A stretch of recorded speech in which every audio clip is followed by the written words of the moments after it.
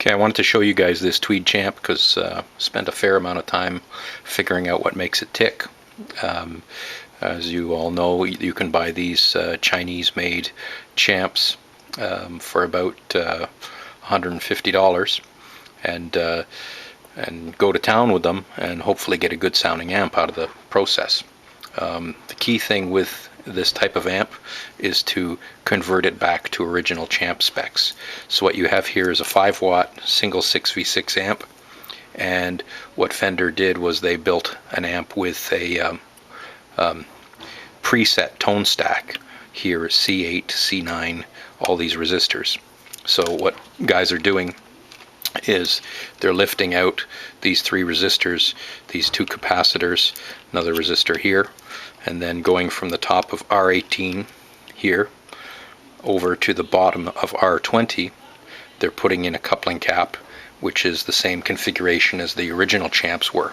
So you have a coupling cap straight through, bypassing all those tone controls, and the amp then, when it runs wide open, it really runs wide open. And the key to getting it to sound good, I've used 005 for the coupling cap here, as opposed to 002 that tidies up some bottom end.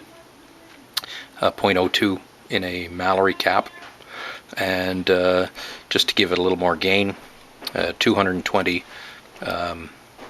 plate load on the first gain stage, R9 220.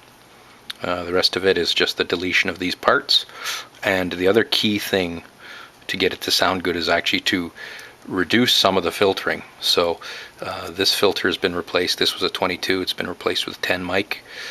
This 22 has been replaced with a 10 mic for the screens, and left the other 22 here and replaced the very first filter with 47 mic, which is an increase to get the noise down. The final key to nailing down the sound, because the amp wasn't cooperating very well for a while, was actually dropping the plate voltage. I think in the original schematic here they used 2K or so for the first, so R11 in the original Chinese design is 2K, whereas the original 50s Tweed champs, they usually use 10K. I've actually bumped this up to 16K, and once I did that, the amp started to sound like a Tweed champ. So 16K and 33K on this R12 that sets the preamp voltage. So the voltages are nice and brown now.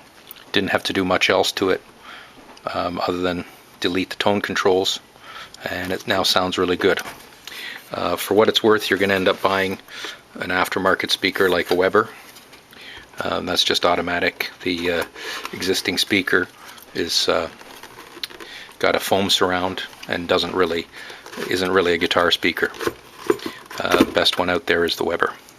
Let's give it a listen. Tone control down.